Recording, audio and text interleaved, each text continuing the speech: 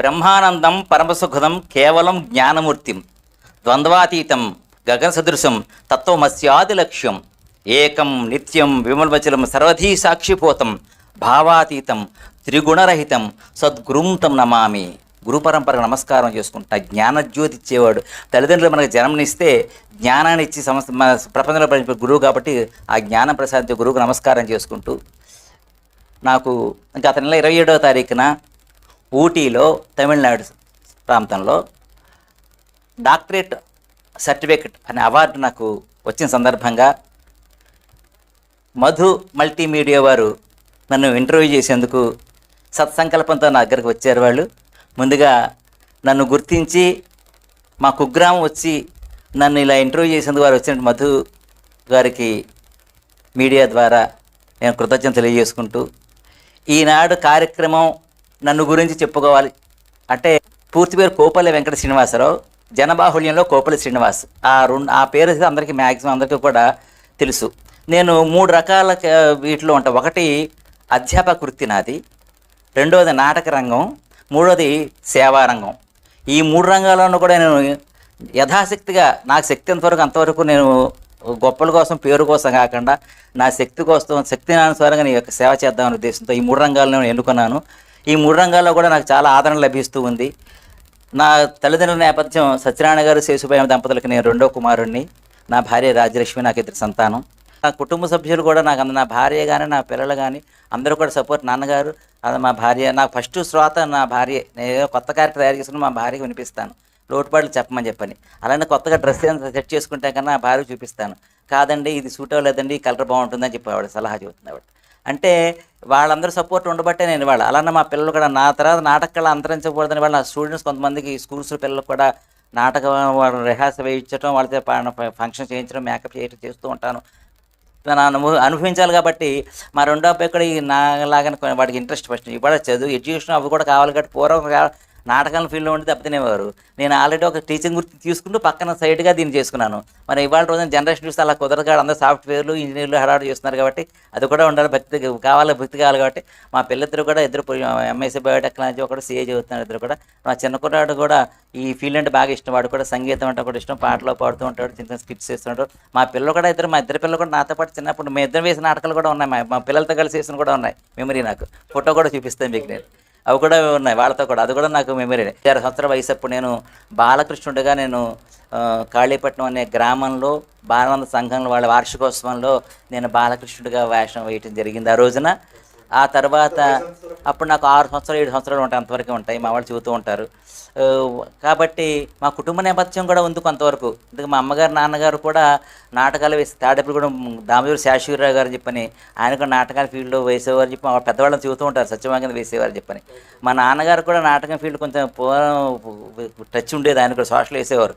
NT Ramarao, Nageswararao వాళ్ళందరూ కూడా మా నాన్నగారు గుడివాడ దగ్గర చల్లపల్లి అవన్నీ వాళ్ళు ఆ ఏరియా కూడా వాళ్ళు కూడా టచ్ ఉండేది వాళ్ళకి. అవి కూడా జీన్స్ లోపల ఉంటాయి మాకు. దాన్ని బట్టి కూడా నేను అది కూడా పెద్దవాళ్ళని తెలుసుకోవాలి కదా. అట్లానే మా అన్నయ్య కూడా చిన్నప్పుడు మా బ్రదర్ కూడా ఆల్ ఇండియా రేడియోలో బుర్రకథ చెప్పేవాడు చిన్నప్పుడు. ఆ రోజుల్లో బాలానంద సంఘం చెప్పాను కిందాక నేను. ఆ సంఘం ద్వారా విజయవాడ వెళ్ళి బుర్రకథ దండ చేశాడు. స్కూల్స్లో కూడా జమీందారు వేషం కూడా వేసేవాడు మా అన్నయ్య గారు కూడా 8th క్లాస్ 9th క్లాస్ అప్పుడు. ఉంటాయి సార్, అవును సార్. అలానే మా తమ్ముళ్ళు వాళ్ళు కూడా సందర్భం వచ్చినప్పుడు చిన్న స్కూల్తో కాలేజీలు జరుగుతూ ఉంటాయి కదా, వేసే సందర్భాలు కూడా ఉన్నాయి వాళ్ళు. అది కూడా కొంత మాకు చెప్పాలంటే కుటుంబ నేపథ్యం కూడా కొంతవరకు ఉందని చెప్పుకోవాలి. అంటే ఉన్న వాళ్ళందరూ డెవలప్ అవుతున్నారని కాదు, అవి కూడా వాళ్ళని కూడా మనం ఎందుకంటే వాళ్ళు కూడా అందరితో కలిపే సమష్టిగా అనేది ఇవాళ కొంచెం ఎటు వచ్చి నాకేంటంటే కొంచెం ఎక్స్ట్రా కొంచెం నేను దీని మీద ఇంట్రెస్ట్ చూపించాను కాబట్టి దీంట్లో వృద్ధిలోకి వచ్చాను. ఆ తర్వాత నేను 14వ సంవత్సరం వయసు అప్పుడు సంస్కృత నాటకం ఒకటి కొవ్వూరు ఆంధ్రగిరి విద్యాపీఠం సంస్కృత కళాశాలలో కుమార భోజ పట్టాభిషేకం ఒక నాటకంలో సంస్కృత నాటకంలో కుమార భోజుడిగా నేను నటించడం జరిగింది. ఆ రోజున పండితులు పెద్ద పెద్ద వాళ్ళు కూడా నాకు ప్రశంసించి ఆ రోజున ఇప్పుడేం క్లిప్ ఎప్పటిలాగా ఫోటోలు ఏం లేవు ఆ రోజుల్లోనూ. అవి చాలా గ్రూప్ ఫోటో ఉండేది కానీ కొంతకాలం తర్వాత పోయింది. అది కూడా డబ్బులు ఉండేది కాదు కాబట్టి. ఆ తర్వాత కాలేజీలో చేరిన తర్వాత చిన్న వేసుకున్నా. ఈ స్కూల్ పెట్టిన తర్వాత ఇంకా దీన్ని బాగా డెవలప్ చేసుకున్నాను. ఈ స్కూల్లో కూడా పిల్లలకి ఎడ్యుకేషన్ రాత్రిపూట కూడా వయోజనం ఇచ్చి చెప్తూ ఆ పిల్లలందరినీ కూడా 15, 16, 17 సంవత్సరాలు నా వయసు వాళ్ళందరినీ తీసుకుని ఆ కుర్రాళ్ళ చేత గ్రామ చైతన్యం కావాలని చెప్పని సోషల్ నాటికలు ఊళ్ళో జరుగుతున్న వాళ్ళ గురించి ఊరికి వెలుగని చెప్పని, లేకపోతే పిచ్చోడులు వస్తామని చెప్పని, జమీందారు గారు అమ్మాయి అని చెప్పని, కోటేశ్వర కోటలు చెప్పని నాటకాలు రాసి నేనే రాసి స్క్రిప్టులు రాసి వాళ్ళ చేత వేయించేవాడు. నేను కూడా వేస్తూను. నేను క్లాసికల్ డ్యాన్స్ మన కిలాడి సత్యం గారు ఉండేవారు కదా సార్ తాడేపల్లిగూడెంలో డాన్స్ మాస్టర్ సార్. ఆయన దగ్గర కొంతకాలం ఇక్కడ స్కూల్ పెట్టుకున్నాక నాకు పూర్వ కాలేజీలో ఉన్నా కొంచెం మా కాలేజీలో కూడా డాన్స్ సెక్షన్ ఉండేది, కానీ నాకు అవకాశం ఉండేది కదా అక్కడ. కానీ క్లాస్కి అటెండ్ అయ్యి చూసేవాడిని, వాళ్ళ మాస్టర్లు నేర్పుతూ ఉంటే కనుక ఆ నాట్యాచార్యులు వాళ్ళు చూసేవాడిని వెళ్ళి కొంచెం నా దాని మీద ఇది పుట్టింది. ఆ తర్వాత ఇక్కడ ఇన్స్టిట్యూట్ పెట్టుకున్న తర్వాత గూడెంలో మనకి శారదా గ్రంథాలయంలో క్రీడాచంగ మాస్టారు, ఆయన అందరూ వెంకన్న గారు వీళ్ళందరూ కూడా మనకి భోగిరెడ్డి ఆదిలక్ష్మి గారు వీళ్ళందరూ కూడా మా సీనియర్స్ వీళ్ళందరూ కూడా. ఆ టైంలో నేను కూడా వెళ్ళి సాయంకాలం స్కూల్ అయ్యాక వెళ్ళి నేను డ్యాన్స్ కొంతకాలం ఆయన దగ్గర క్లాసికల్ డ్యాన్స్ కొంతకాలం నేర్చుకున్నాను. డాక్టరేట్ వచ్చింది నాకు నాటక రంగంలోనే, నాటక రంగం గురించే. ఏమిటి నాటకాలు చాలామంది వేస్తారు, చాలా సంవత్సరాలుగా వేస్తారు, చాలా పాత్ర పోషిస్తున్నారు, కామన్ ఇదంతా కూడా. డాక్టరేట్ మీకే ఎందుకు వచ్చింది?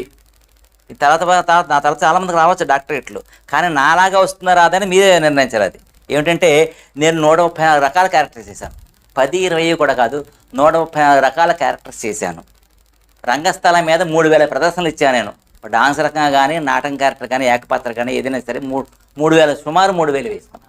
ఇంకోటి ముఖ్యంగా అందరికీ కూడా సవాల్ చెప్పేది, ధైర్యంగా చెప్పేది అంటే నేను వేసిన 134 క్యారెక్టర్స్కి కూడా ఎవిడెన్స్ ఉంది, నాకు సాక్షి ఉంది. అది మెయిన్ నాకు. ఎందుకంటే 100 క్యారెక్టర్స్ని చేసిన సందర్భంగా నటరాజ కళాపీఠం వాళ్ళు రజిదోషం చేసుకుంటూ 100 క్యారెక్టర్లు చేసే సందర్భంగా 100 ఫోటోలు కూడా నాకు తీసుకుని ఒక ఫ్రేమ్లో పెట్టి నాకు ఆ రోజు సన్మానం చేశారు. అంటే ఎవిడెన్స్ మాట అది. నా క్యారెక్టర్ చేసిన వాటికి పాంప్లెట్ రూపంగా కానీ, కరపత్రం రూపంగా, పేపర్ రూపంగా కానీ, లేకపోతే ఫొటోస్ రూపంగా కానీ ఎవిడెన్స్ ఉంది. కాబట్టి ధైర్యంగా నేను 134 క్యారెక్టర్స్ చేశాను అని నేను ధైర్యంగా చెప్పగలను. 3 ప్రదర్శనలు కూడా చేశాను నేను, రకరకాలన్నీ కలిపి ఉంటాయి. నేను పౌరాణికం, చారిత్రకం, సాంఘికం, అలా జానపదం 4 రకాల క్యారెక్టర్స్ చేశాను. ఇంకొక విషయం నేను చెప్పుకునేది అంటే హీరో వేషం కానీ, హీరోయిన్ వేషం కానీ, తండ్రి వేషం కానీ, తల్లి వేషం కానీ, బామ్మ వేషం కానీ, ఇప్పుడు మన హిజ్రా వేషం కూడా ఆఖరికి, అవి కూడా అంటే క్యారెక్టర్స్ అన్నీ కూడా మేళంపు చేసుకున్న నాలో పాత్రల ద్వారా నేను వేశాను. కాబట్టి దాన్ని కూడా పరిగణలో తీసుకున్న వాళ్ళు ఆ రోజు చెప్పారు, అది కూడా పరిగణ తీసుకున్నాను. కానీ నాటకంలో బాగా వేస్తాను ఇస్తే నాకు అది గొప్ప కాదండి. నాటకంతో వ్యక్తిత్వం కూడా బాగుండాలి మనిషిది. ఇంకోటి అంటే నేను కాస్ట్యూమ్ నేనే తయారు చేసుకుంటాను, వాటికి మ్యాక్సిమం 3/4 నేనే తయారు చేసుకుంటాను, మిగిలిన ఫినిషింగ్ బయట చేయించుకుంటాను. కానీ విగ్గులు కూడా అంటే ఏ టైం నాకు సరిపడే విగ్గులు ఏమైనా కావడం సెట్ చేసుకుంటా, ఏ పాత్రకి ఎలా కావాలంటావు. అలా నా ఆహార్యం కూడా పూసలో కొనుక్కుని కొనుక్కుని నేను తయారు చేసుకుంటాను చాలా వరకు కూడా. ఇంకో అందరికన్నా ముఖ్యం ఏంటంటే మేకప్, నా మేకప్ నేనే చేసుకుంటాను. ప్రతి క్యారెక్టర్ కూడా మేకప్ మ్యాన్తో అసలు నేను ఎవరనుకుంటా, నా మేకప్ నేనే చేసుకుంటాను. నా క్యారెక్టర్ సంబంధించి నేనే తయారు చేసుకుంటూ ఉంటా. అది కూడా నాకు ప్లస్ పాయింట్గానే భావిస్తున్నాను ఇవాళ. ఇంకోటి ముఖ్య ఏకపాత్రలు కూడా చాలా పాత్రలకి నేను వేసిన వాటిలో స్క్రిప్ట్ కూడా నేను నేనే రాసుకుంటాను. కాబట్టి ఫంక్షన్స్కి వాటిలో కూడా ఫంక్షన్స్ పిలిచి క్యారెక్టర్ చేసుకుంటూ ఉంటారు. ఏకపాత్రలు ఎక్కువ నేను బాగా కూడా కాంపిటీషన్స్కి రాష్ట్రీయతరాల్లో బళ్ళారి దగ్గర నుంచి, కర్ణాటక దగ్గర నుంచి, భిలాయి దగ్గర నుంచి అన్ని ఇతర రాష్ట్రాలు కూడా వెళ్ళి నేను సంపాదించుకున్న నాకు టాలెంట్ ఉంది ఏకపాత్రల ద్వారాను అనుకో నేను తెలియజేస్తాను. ఇవన్నీ దృష్టిలో పెట్టుకున్న వాళ్ళు నాకు ఈ రకంగా అవార్డు ఇచ్చారు చెప్పని నేను భావిస్తాను. ఎందుకంటే వాళ్ళు ఆల్రెడీ నా బయట అడిగారు, వాళ్ళు పంపించాను. నేను ఇవన్నీ దృష్టిలో పెట్టుకున్నాను. ఇంకోటి ఏంటంటే కేవలం నాతో అంత అవ్వకూడదు కళ అని చెప్పి దృష్టిలో పెట్టుకుని నేను ఇవాళ స్కూల్లో పిల్లలకి తాడేపల్లిగూడెం కాన్వెంట్ స్కూల్ పిల్లలకి వాళ్ళకు కూడా నేను నాటకాలు తయారు చేస్తే భక్త మార్కండేయ అని కానీ, భక్త ప్రహ్లాద్ కానీ ఇలా నాటకాలు తయారు చేసి వాళ్ళకి పిల్లలకి అనుగుణంగా వాళ్ళకి డైలాగ్ చెప్పేట్టుగా వెనక నుంచి డైలాగులు వాడు చెప్పడం, నోటు కదపడం కాకుండా నేను పిల్లల తరఫీదు ఇచ్చి వాళ్ళకి కొన్ని స్కూల్స్లో పిల్లలకి నేను ప్రత్యేకించి వాళ్ళతో శ్రద్ధగా పెట్టింది, వాళ్ళకి మేకప్లు చేసుకుని వాళ్ళ డైలాగ్స్ చెప్పించి కొత్త తరం కూడా తయారవ్వాలి, ఇద్దరితో అయిపోకూడదు. వాళ్ళ నాటకంగా వాళ్ళు బాగా క్షీణ పరిస్థితుల్లో ఉంది. వాళ్ళంతా కూడా ఎవరు చూసేవాళ్ళు లేరు. ప్రభుత్వం కూడా ఎటువంటి సహాయం చేయట్లేదు. ఇదివరకు వేదిక లేని పండగలకి వాటికి 15 రోజులు నాటకాలు ఇచ్చేవారు. అప్పుడు ఇవేమీ లేవు నాటకాలు ఏవి కూడా. ఎంతవరకు డాన్స్ అంటే ఒకరు విమర్శించట్లేదు నేను, డాన్సులు కానీ మ్యూజికల్ నైట్లు కానీ పెడుతున్నారు వాళ్ళు. నాటకంగా మొత్తం వాళ్ళ చాలా క్షీణదశలో ఉంది. వాళ్ళకి 50,000 70,000 ఇస్తున్నారు. రకంగా ఒక నాటకం వేయాలంటే 20,000 మంట పైకి కింద చూస్తున్నారు వాళ్ళు. ఒక 10 మంది ఆర్టిస్ట్ దాని మీద బతకాలి వాళ్ళందరూ కూడా. అది దృష్టిలో పెట్టుకుని ఇవాళ పూర్వం నాటకం వేసేవాళ్ళు వాళ్ళు వెనకబడిపోయారు. ఆడవాళ్ళకి సరైన సదుపాయం లేదు. ఆడవాళ్ళు 40 ఏళ్ళ దాకా వేయలేరు, మగవాళ్ళు కూడా 50 ఏళ్ళకి వేయలేరు. వాళ్ళు కూడా నాకు నా యథాశక్తిగా నాకు వచ్చినట్టుగా కళాకారులకి ఇవాళ నేను మంత్లీ బియ్యం రూపం కానీ, వస్తు రూపంలో కానీ, ధన రూపం కానీ చాలామంది కళాకారులకి నేను అందరికీ తెలుసు వేదికలోనే ఇస్తూ ఉంటాను, వేదిక మీద కూడా ఇస్తూ ఉంటాను. విడిగా కూడా వాళ్ళు నాకు ఫోన్ చేస్తే నా అవకాశం ఇస్తూ ఉంటాను. అది కూడా కళాకారులు కూడా ఇవాళ షెల్టర్ ఇవ్వాలి, వాళ్ళకి ఆశ్రయం ఇవ్వాలి, ఆదుకోవాలి వృద్ధ కళాకారులు అని దృష్టిలో పెట్టుకుని అది కూడా చేస్తాను. ముఖ్యంగా చెప్పాల్సిన కళాకారులు కేవలం ఈ కళతో పాటుగా పక్కన ఏదో వృత్తి స్వీకరిస్తేనే వాడు బతకాలి, మనం లేకపోతే బతకలేం. మనం కేవలం దీమే ఆధారపడి కాదు. మనం ఇంకోటి ఏంటంటే కొంతవరకు మనకు టాలెంట్ ఉంటుంది. ఇంకోటి బాగా ముఖ్య విషయం అందరూ కోపం రావచ్చు, కళాకారులు, స్టేజీ కళాకారులు చాలామంది నేను చూస్తున్న పర్సనల్గాను బ్యాడ్ హ్యాబిట్స్ వాళ్ళకి ఎక్కువ ఉంటాయి. వాళ్ళకి రకరకాల బ్యాడ్ హ్యాబిట్స్, వాళ్ళ శరీరం పోతుంది, వాళ్ళ డబ్బులు ఖర్చు అయిపోతున్నాయి, ఆరోగ్యం పాడైపోతుంది, టాలెంట్ చూపించలేకపోతున్నారు వాళ్ళు. అది కూడా ముఖ్యమైన కారణం. కళాకారులకు మీ ముఖతా చెప్పేది ఏంటంటే చెడు అలవాట్లు మానేసేయండి, కళకే అంకితం అండి. మనం బొట్టు పెట్టుకుని స్టేజ్ మీదకి వచ్చామంటే కనుక ఆ క్యారెక్టర్లో ఇన్వాల్వ్ అయిపోవాలి. మనం రాజు అంటే రాజులాగా ఉండాలి, బిచ్చగాడిలాగా ఉండాలి అక్కడ. ఇంకో పక్క క్యారెక్టర్ కూడా ఇబ్బంది అవ్వకూడదు. మీకు చిన్న సందర్భం చెబుతాను. ఈ సందర్భంలో ఒక నాటకం మేము వేస్తున్న ఒక సంవత్సరం నా పక్క ఆర్టిస్ట్ ఆ రోజున మద్యం సేవించి స్టేజ్ ఎక్కాడు అతను, నా పక్క క్యారెక్టర్ చేసి అతను. నేను వెంటనే చేయి దిగిపోయి వెనక్కి వెళ్ళిపోయాను. వాళ్ళందరూ ఆశ్చర్యపోయి ఏమిటని అడిగారు. చెప్పాను పక్కన అతను మద్యం స్వీకరించేసి నేను అతని పక్కన యాక్ట్ చేయని చెప్పేశాను. కమిటీ వాళ్ళందరూ వచ్చి నన్ను బతిమాలకు కూడా నాటకం పాడైపోతుందని చెప్పాను. అతను కూడా సారీ చెప్పిన తర్వాత అంటే నేను నిబద్ధత కోసం చెబుతున్నాను. ఎందుకు వాళ్ళ కోసం నాకేం నష్టంగా వేసేస్తాను, ఏదో ఒకటి కాదు. రేపు వాళ్ళ ఫ్యూచర్ పాడకూడదు, కళాకారులకు ఫ్యూచర్ పాడకూడదు అని చెప్పి దృష్టి పెట్టుకుని ఇలాంటివి కూడా చేసిన వల్ల కూడా నాకు ఈ అవార్డు వచ్చింది చెప్పి నేను భావిస్తున్నాను. సార్ ఇక్కడ నాటక రంగంలో గురించి మీరు చాలా బాగా చెప్పారు. మీకు అంటే నేను విన్నాను, ఇది మెగాస్టార్ చిరంజీవి నటించిన అవును సార్, మంచి పాయింట్ గుర్తు చేశారు, చాలా సంతోషం. ఆ రోజుల్లో మీరు నాటకం చూపించారంటే అవును సార్. సార్ మన మెగాస్టార్ చిరంజీవి గారు సైరా సినిమాని, ఉయ్యాల నరసింహారెడ్డి సినిమా ఆ టైటిల్ని సైరా కింద పెట్టారు. అది ఒక 5-6 సంవత్సరాల క్రితం మనకు బాగా జనబాహుళ్యంలోకి వచ్చింది. ఎందుకంటే ఏదైనా ఒక యాడ్ వస్తుంది మనకి, ఒక పెద్ద యాక్టర్ని చూపిస్తే కానీ ఆ యాడ్ క్లిక్ అవ్వదు, ఓ బ్రూ కాఫీ కానీ అది కానీ. అలానే ఆయన వల్ల సైరా గురించి తెలిసింది అందరికీ కూడా. ఏమంటే అలానే కొంచెం మాట మాట సందర్భించాను. అన్నమయ్య పాటలు ఎప్పటి నుంచో ఫేమస్ మనకి. అన్నమయ్య సినిమా వచ్చిన తర్వాత బాగా ఫేమస్ అయిపోయింది. సంగీతం గురించి చాలా ఎప్పటి నుంచి సంప్రదాయం మనకు ఉంది. శంకరపణ సినిమా వచ్చాక చాలా మంది సంగీతమే వెళ్ళారండి. సాగర సంఘం సినిమా చూసిన చాలా మంది డాన్స్ నేర్చుకుని మొదలు పెట్టారు. ఇలా కొన్ని ఉంటాయి. అలా సైరా సినిమా వచ్చిన తర్వాత అందరికీ సైరా అని తెలిసింది. నేను 12 సంవత్సరాల క్రితమే సైరా క్యారెక్టర్ నేను తయారు చేసి, మల్లాది మాస్టర్ నాకు చాలా కూడా కోఆపరేట్ చేశారు స్క్రిప్ట్ విషయంలో. ఆయన సంపాదించి ఆయన కొంత స్క్రిప్ట్ ఇచ్చారు నాకు. నేను దాన్ని మిగిలిన తయారు చేసుకుని ఆయన అనుగుణంగా నేను కూడా ఆ సైరా అనేది ఉయ్యాలవాడ నరసింహ ఉయ్యాలవాడ అనే టైటిల్ పెట్టేదానికి నేను చాలా పరిస్థితులు వెళ్ళాను సార్. నేను కర్నూలులో ఈ ప్రదర్శన చేస్తూ ఉంటే కర్నూలు వాసి అతను అటువంటి రాయలసీమ అనుకుంటా అతను ఆ రోజు ఆ క్యారెక్టర్ చేసి బ్రహ్మరథం పెట్టారు. క్యారెక్టర్కి నాకు ఫస్ట్ ప్రైజ్ ఇచ్చారు. నాకు ఏకంగా బోల్డ్ దాంట్లో సన్మానం చేశారు. చాలా హాలు మర్చిపోలేను సార్. అది పాత దాంట్లో ఉండేవి, ఇప్పుడు ఉన్నాయో నాకు తెలియదు కానీ పాత వాటిలో వెళ్ళిపోయినట్టు కొన్ని పోతూ ఉంటాయి వీటిలో మనకి. అంత హైలైట్ అయింది సార్ అది. ఆ క్యారెక్టర్కి నిబద్ధతగా సినిమాలలో చూపించడం, నేను సినిమా మాత్రం నేను చూడలేదు సార్. అంటే నేను చూడలేదని ఇంకో రకంగా చూడలేదు కాదు, నేను ఆల్రెడీ ఒక ఫిక్స్ అయిపోయాను. మాకు నాటకాలు వేసేవాళ్ళు చెబుతూ ఉంటారు, ఆ నాటక ఫలానా క్యారెక్టర్ ఆయన వేసేవాడండి, మీరు కూడా ఒకసారి ఆ క్యారెక్టర్ వేయాలి కదా చూడండి అంటారు. నాకు పంపిస్తుంటే క్లిప్ నేను చూడండి సార్, నాకు స్క్రిప్ట్ పంపించండి చాలు. ఎందుకంటే ఆ ముద్ర నామే పడకూడదు, నా టాలెంట్ ప్రకారం వేయాలని కొన్ని నాకు ఉంటాయి. అసలు సెట్టింగ్ తయారు చేసి ఒక హెడ్ పెట్టుకుని దాన్ని తయారు చేసి పెద్ద వాళ్ళ సమక్షంలో కూడా పెద్ద వేదికల మీద నేను అనంతపురం జిల్లా గుత్తిలో, అలానే మన పైడికల మాణిక్యరావు గారు మనకి దేవాదేశం చేశారు.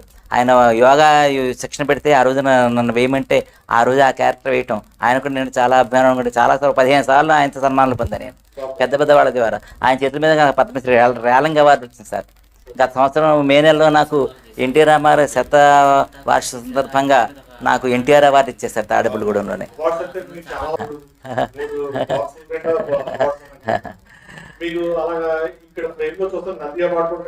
అవును సార్. నంది నాటకాలు గవర్నమెంట్వి ఒక 5 సార్లు పాల్గొన్నారు సార్. నంది నాటకాల్లో అల్లూరి సీతమ్మ నాటకం 2 సార్లు సార్, సోషల్ నాటకం 2 సార్లు సార్, భక్త కన్నప్ప నాటకం 1 సారి సార్, రాజ్యం గారిది మన లక్ష్మమ్మ కథ నాటకం 5 సార్లు నంది నాటకాల్లో పాల్గొనే అవకాశం నాకు వచ్చింది సార్. లక్ష్మమ్మ కథ నాటకం, రాజ్యం గారి నాటకం దాంట్లో నేను కన్వీనర్ సార్. దాంట్లో యాక్ట్ చేసుకుంటూ కన్వీనర్ కూడా నేను నాటకం ఉంటారు కదా అది కూడా పోయించారు. దానికి ఉత్తమ డైరెక్షన్ నాటకం రాజ్యం గారికి వచ్చింది. ఆ నాటకం సభ్యులకి నాకు కూడా దాని సందర్భంగా నాకు మెమెంటో నాకు అదే నాకము షీల్డ్ ఇచ్చారు. ఆ మెమెంటేనేమో ఆవిడ తీసుకున్నారు. నాకు నంది నాటకం అది గరుడ నాటకంలో జరిగేవండి ఎక్కడ తిరుపతిలో మహతిలో గరుడు వాటిలో కూడా పాల్గొనడం. అశ్వం అవార్డు కొత్తగా ప్రవేశపెట్టే సుబ్బరాజు గారు చెప్పాను. కొన్నిటి సుబ్బరాజు గారు తిరుపతిలో ఫేమస్గా సొంతంగా బ్యానర్ పెట్టి అశ్వం అవార్డుని అనౌన్స్ చేసి ఆయన జాతీయ స్థాయిలో ఏకపాత్ర పెట్టారు. అప్పుడు బృహన్ల క్యారెక్టర్కి నాకు అశ్వం అవార్డు వచ్చింది సార్. అది ఫస్ట్ ప్రైజ్.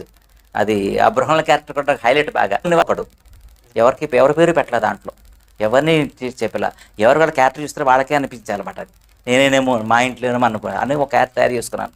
మనలో ఒకడు సోషల్ తండ్రి క్యారెక్టర్ చేసుకున్నాను సార్.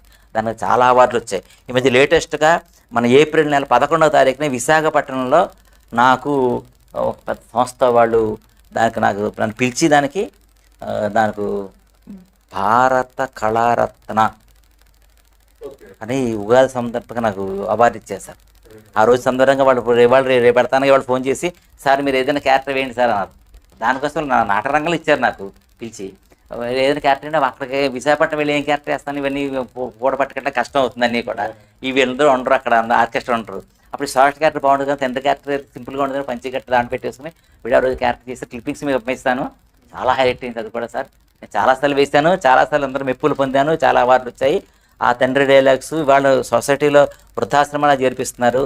ఆ నేపథ్యంలో ఒక తండ్రి క్యారెక్టర్ డైలాగ్ సార్. అది తండ్రి ఊరికి జస్ట్ 2 డైలాగ్ చెప్పండి చెబుతాను సార్. భార్య చచ్చిపోతుంది, తండ్రి ఒకటి ఇంట్లో ఉంటాడు. అతను ఇద్దరు కొడుకులు కూతురు నేపథ్యంలో వాళ్ళు వచ్చి తీసుకెళ్ళిపోతా అంటారు, తండ్రిని తీసుకెళ్తా అంటారు. నేను రాను, ఆ అమ్మ ఇక్కడ ఉంది కదా, చచ్చిపోయింది, ఇక్కడ ఉంటానని చెప్పి ముందుగా అనుకుంటాడు. అనుకున్నాక క్యారెక్టర్లోకి వెళ్ళిపోయిన తర్వాత పిల్లల కోసం ఎదురు చూస్తూ ఉంటాడు, తీసుకెళ్తారు కదా అని చెప్పిన వాళ్ళ దగ్గరికి. ఇంత వాళ్ళ దగ్గర 3 ఉత్తరాలు వస్తాయి పిల్లల దగ్గర నుంచి. ఫోన్ కూడా లేదు, డైరెక్షన్ కోసం ఫోన్ ఏం చేస్తాడంటే అతను భార్య ఫోటో చెబుతాడు అనమాట. అన్నీ ఏర్పాటు చేసేసాను, ఇల్లంతా ఖాళీ చేసేసాను, ఫోన్ కనెక్షన్ కూడా తీయించేసాను, వెళ్ళిపోతాను కూడా అంటాడు. ఆ కనెక్షన్ తీసేసాను కాబట్టి ఉత్తరం పెట్టి అనుకోండి ఎవడో విమర్శిస్తాడు పొద్దున. ఇవాళ ఫోన్లు వస్తుండే ఫోన్ చేయకుండా పిల్లలు ఉత్తరం రాయటం అంటారు. అందుకు నేను డైలాగ్ ఏం చేశానంటే ఫోన్ కట్ చేసేదని చెబుతాడు క్యారెక్టర్ ద్వారా. ఆ ఉత్తరాలు వస్తాయి, ఉత్తరాలు చూసి ముగ్గురు కూడా ఏదో రకంగా ప్రాబ్లమ్స్ చెబుతారు, తీసుకెళ్ళి ఇష్టం చూపిస్తారు. ఆఖరి ఓల్డేజ్ హోమ్ సెలెక్ట్ చేసి అక్కడికి వెళ్ళిపోని చెప్పి జాయిన్ చేస్తారు అనమాట. అప్పుడు ఇతను డైలాగ్స్ నేపథ్యంలో, జానకి ఏ పరిస్థితి అయితే నాకు రాకూడదని అనుకున్నానో అటువంటి పరిస్థితే నాకు ఎదురయ్యింది జానకి. మన పక్కింటి పరంధామయ్య ఓల్డేజ్ హోమ్లో ఉంటే మనం చూసేందుకు వెళ్ళాను. వృద్ధాశ్రమాలు ఎవరూ లేని వాళ్లకు కల్పవృక్షాలే, కానీ అన్నీ ఉండి అందరూ ఉన్న నాలాంటి వాళ్ళకి నరక కూపాలు జానకి, నరక కూపాలు. ఎందరో అక్కడికి వచ్చి వాళ్ళ చేతుల్లో తినుబండారాలు మందులు ఇస్తూ జాలిగా ప్రేమగా చూస్తూ ఉంటే జానకి ఆ చూపులు నేను తట్టుకోలేను. అలాంటి వాళ్ళకి కావాల్సింది ప్రేమ, ఆప్యాయత, అనురాగం కానీ జాలి సానుభూతి కాదు. జానకి ఎన్నడూ ఊహించని ఈ హఠాత్ పరిణామానికి తట్టుకోలేని నా గుండెకు కొట్టుకోనంటూ మారం చేస్తుంది జానకి. మన కొడుకులు వెళ్ళమన్నట్లుగా వృద్ధాశ్రమానికి కాదు, నాకన్నా ముందే నా చేతుల్లో పసుపు కుంకుమతో ఆ దేవుడి దగ్గరికి వెళ్ళిపోయిన నీ దగ్గరికే వచ్చేస్తా జానకి అని చెప్పిపోయి చచ్చిపోతాడు. అది శబరి ఆశ్రమం. మతంగుముని ఆశ్రమంలో శబరి ఒక్కతే ఉంటుంది, ముసలావిడ బాగాను. రాముడి కోసం ఎదురు చూస్తూ ఉంటుంది ఆవిడ. అటువంటి శబరి క్యారెక్టరు ఎంటర్ అవుతూ ఉంటుంది.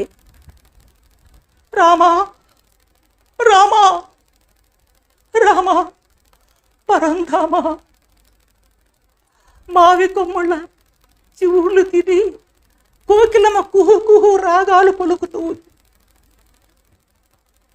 నీలిమప్పుల సొగసు చూసి నెమిలి అన్న పురివిప్పి నాట్యమాడుతున్నాడు.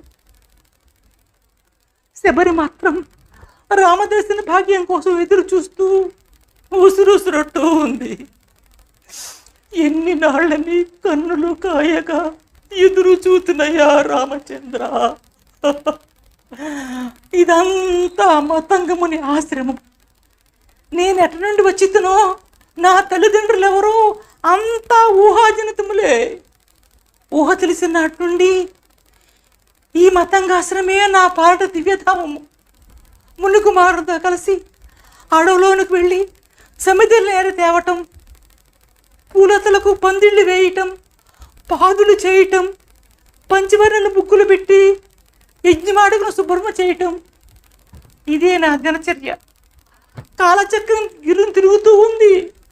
మాతంగా 3 శిష్యులు స్వర్గానికి వెడుతూ, శబరి, నారాయణ అంశతో జన్మించిన శ్రీరాముడు నీ వద్దకు వస్తాడని, సోదరుడైన లక్ష్మణ సహితుడై నీవిచ్చి ఆతిథ్యం స్వీకరిస్తాడని సెలవిచ్చారు.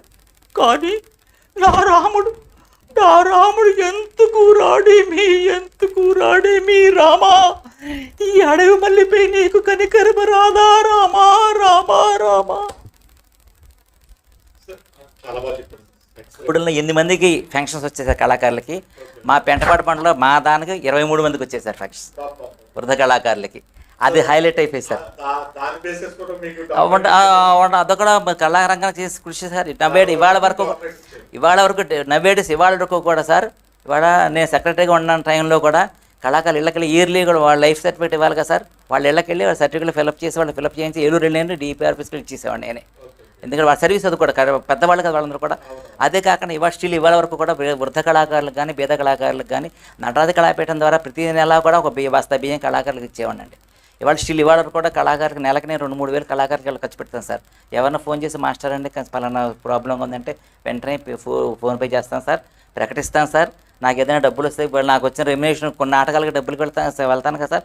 వచ్చిన దాంట్లో సగం డబ్బులు నేను ఫ్యామిలీ కోసం అదే ఉంచుకుని మిగిలిన వాటిలో ఖర్చులకు పోనీ మిగిలిన కళాకారులకు ఖర్చు పెట్టేస్తాను.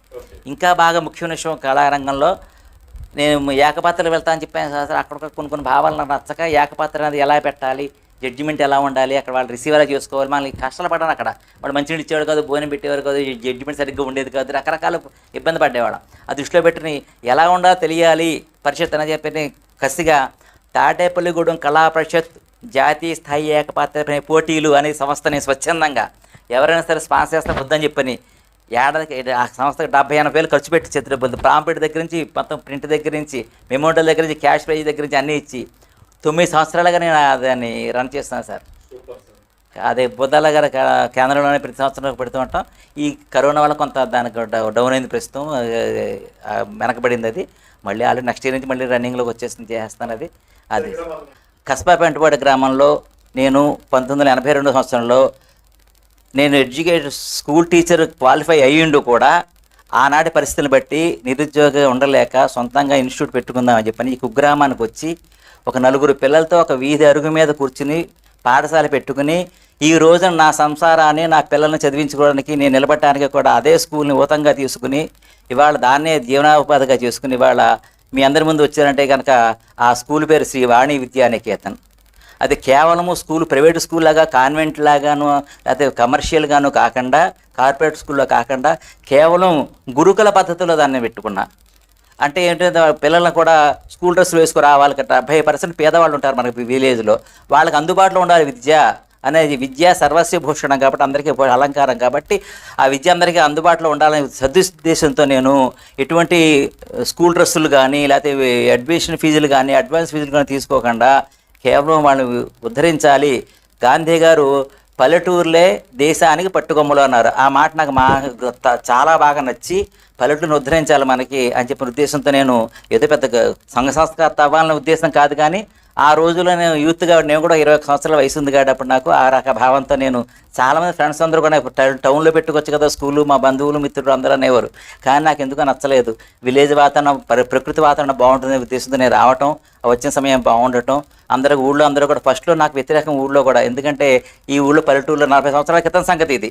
ఇక్కడ స్కూల్ పెట్టడం ఏంటండి, ప్రైవేట్ స్కూల్. ఇది కస్బా పెంటపాడు మండలం పశ్చిమ గోదావరి జిల్లా. ఈ ఊళ్ళో ఆల్రెడీ యూపీ స్కూల్ ఒకటి ఉంది, పాలబడి ఒకటి ఉంది, ఎలిమెంటరీ స్కూల్ 3 స్కూల్స్ ఉన్నాయి. దానికి స్కూల్కు పిల్లలు సరిగ్గా వెళ్ళట్లేదు, మీరు ప్రైవేట్గా స్కూల్ పెడతా అంటున్నారు ఏమిటండి అని చాలామంది ముందు ఇబ్బంది పెట్టారు. అయినా సరే నేను ఇలా చూద్దాం, సాధించాలి కదా, కృషితో నాశ దుర్భిక్షం అని చెప్పి అన్నారు. కాబట్టి ఆ దృష్టిలో పెట్టుకుని నేను ఇక్కడ స్కూల్ స్థాపించడం జరిగింది.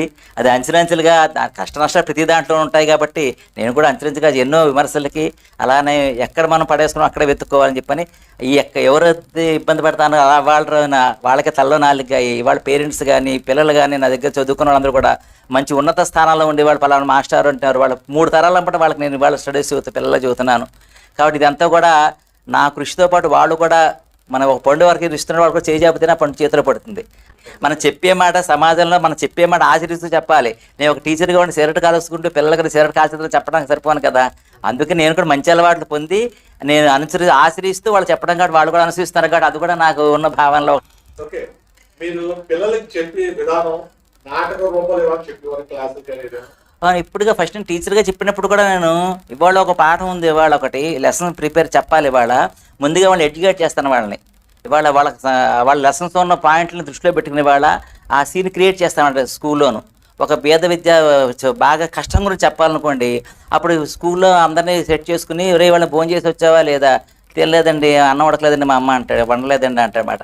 అలా లాక్కొచ్చే వాళ్ళని అన్నం విలువ ఏమిటో, అన్నం తింటే ఆ బలం ఎలా వస్తుందో, కాయగూరలు తింటే ఎలా ఉంటుందో, ఆహారం తినక మన వ్యాయామం ఎలా చేయాలో, మంచి అలవాట్లు ఏమిటో అలా మోల్డ్ చేసుకుంటూ వాళ్ళని నా దగ్గర చదువుకునే పిల్లలు అంటారు, మాస్టర్ మీరు పాఠం చేస్తే మళ్ళీ మేము చదువుకోకలేదండి నోటుకు వచ్చేస్తుంది మాకు అంటారు. అది నాకు మా పిల్లల దగ్గర ప్లస్ పాయింట్ నాకు అది వాళ్ళ ప్రెజెంటేషన్ సార్.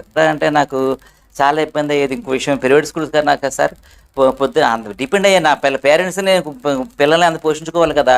పొద్దున పూట 7 to 9 ట్యూషన్ చెప్పుకునేవాడు సార్ బయట స్కూల్ పిల్లలకి వాళ్ళకి. ఆ టీచర్స్ వాళ్ళు ఏం చేస్తారంటే పేరు చెప్పకూడదు సార్, ఇప్పుడు వాళ్ళ చాలా రోజులు అయిపోయింది, నాకు అనుభవించాను కూడా బాగా చెబుతున్నాను. ట్యూషన్స్కి అక్కడికి వెళ్ళిన వాళ్ళకి మార్కులు తక్కువ వేయటం, దగ్గరికి వచ్చిన వాళ్ళకి అక్కడ వాళ్ళు స్కూల్లో పిల్లలకి ఇంకో రకంగా వాళ్ళని ఇబ్బంది పెట్టడం అలా కూడా చేసేవారు. అది భయపడి పిల్లలు ట్యూషన్స్కి రావడం కొంతకాలం మానేశారు సార్, బ్యాన్ చేశారు. ట్యూషన్స్ పిల్లలు వచ్చేవారు 2 పూట్ల. ఆ టైంలో నా పిల్లలు మంచి టైంలో ఉంది. ఇప్పుడు నాకు ఫ్యామిలీ నిజంగా నేను నరకం పడ్డాను సార్.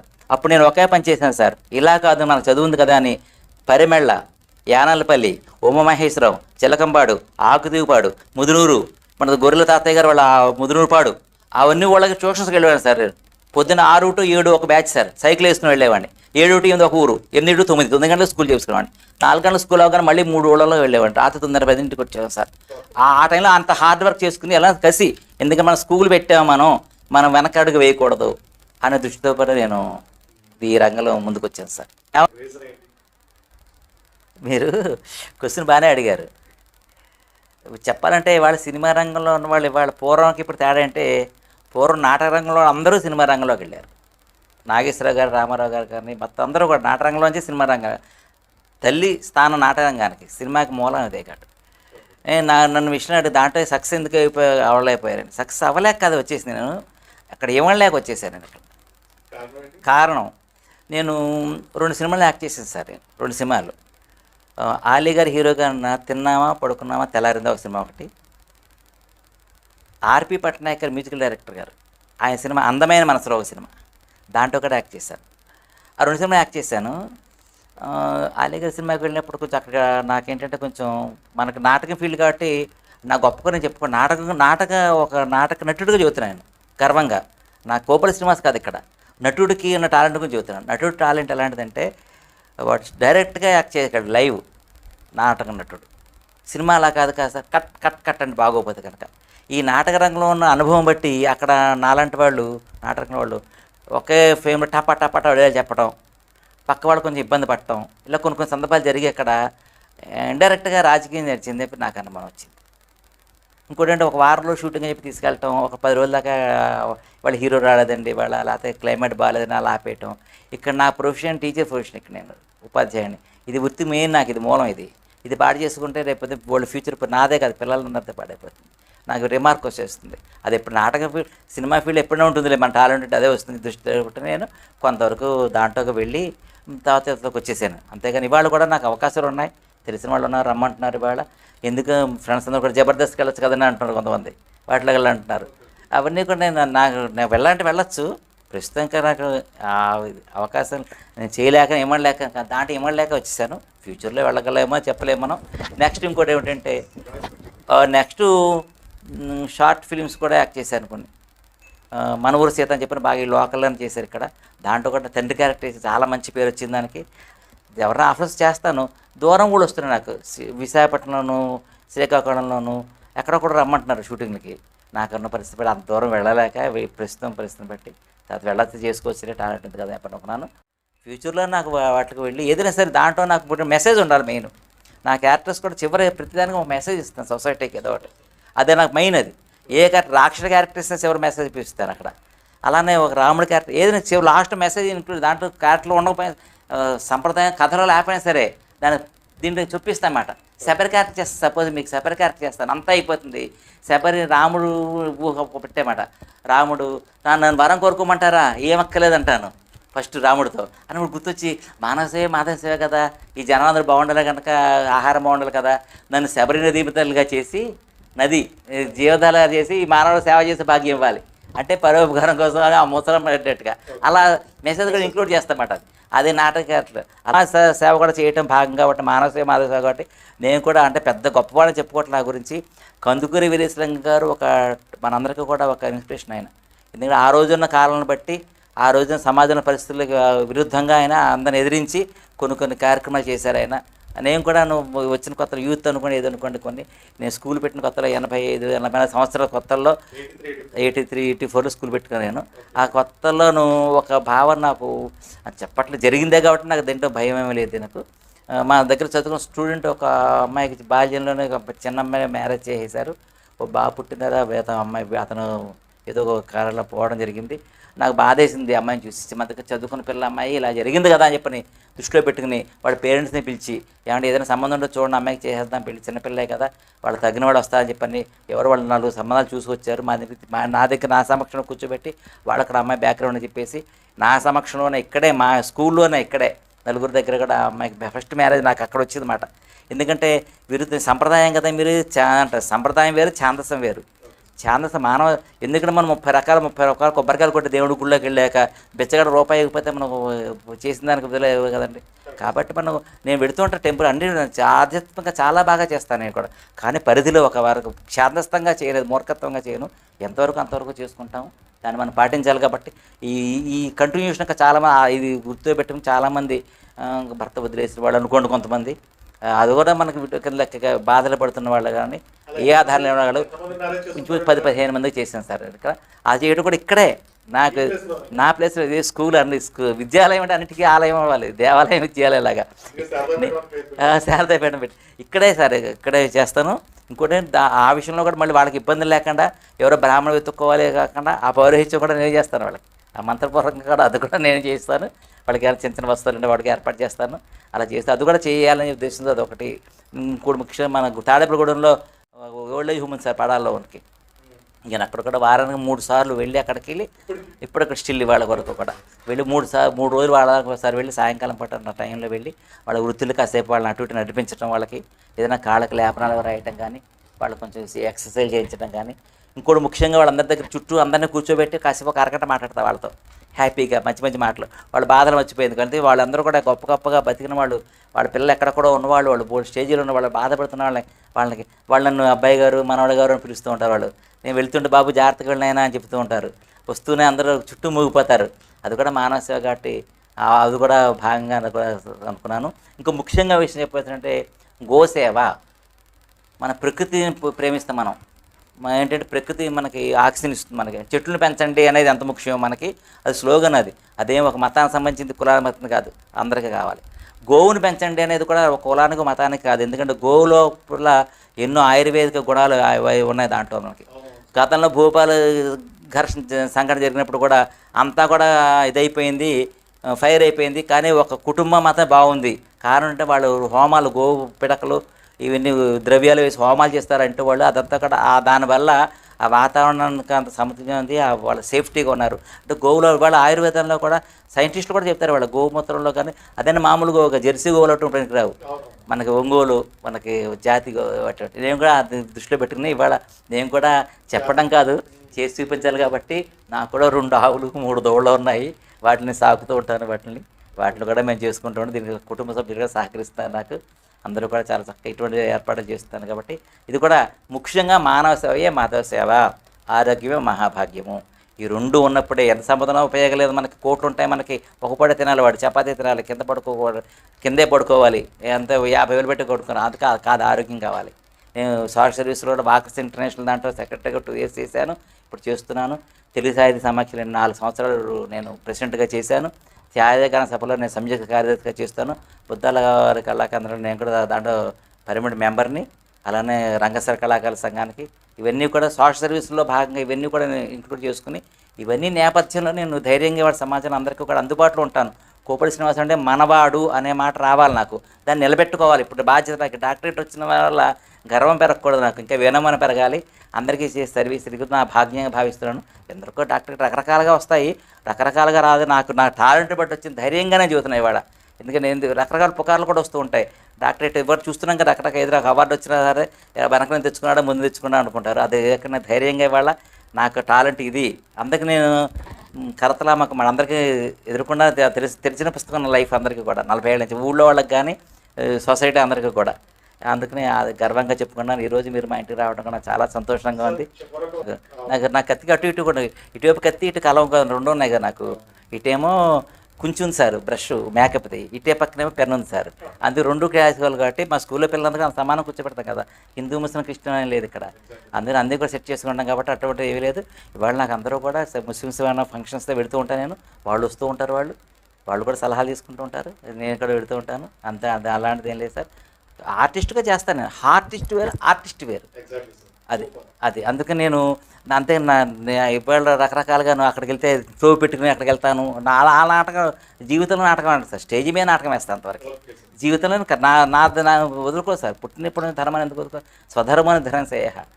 మనం ఏ ధర్మం చెప్పినా, ఏ మతం చెప్పినా పొరుగువాడు సాయం చెయ్యి, కష్టంలో ఆదుకో, ఇతరుడు ఇబ్బంది పెట్టద్దు, నీకు ఇబ్బంది ఎలాడదు ఇతరుడు అలా ఇబ్బంది అనుకో, అప్పుడే ధర్మం నిలబడుతుంది మనకి. శాంతి సర్వే జన సుఖనో భవంతని మన మతంలో చెప్పి ఇంకే మతంలో చెప్పలేదు సార్. ఏ మతంలో ఎండింగ్ ఫినిషింగ్ అంతా కూడా సర్వే జన సుఖనో భవంతి అనేది మన కేవలం హిందూజంలోనే ఉంది. మీరు ఎక్కడ చూసుకోండి సార్, ఏ మతంలో ఎక్కడ ఏ గ్రంథంలో లేదు అది. అదే నా కాన్ఫిడెన్స్. అది ఏమంటే చాలా సంతోషం. అందరూ బాగుండాలి, మనం బాగుండాలి, అందరూ బాగుంటే మనం బాగున్నట్టు. చాలా సంతోషం సార్. మీ విలువైన సమయాన్ని వెచ్చించి మీరు ఇక్కడికి వచ్చారు. నా ఇంటర్వ్యూని తీసుకోవడం కూడా చాలా అదృష్టంగా భావిస్తున్నాను. ఈ సందర్భంగా అందరికీ కూడా మరొకసారి నన్ను అభిమానిస్తున్న అభిమానులకి, నన్ను పోషిస్తున్న కళా సంస్థలకి, నాకు సహకరించిన కుటుంబ సభ్యులకి, నాకు సూచనలిస్తున్న మీలాంటి మిత్రులకి అందరికీ కూడా పేరు పేరున అందరికీ కూడా ధన్యవాదాలు తెలియజేసుకుంటూ ఈ అవార్డు రావడం కూడా అదృష్టంగా భావిస్తున్నాను. నమస్తే.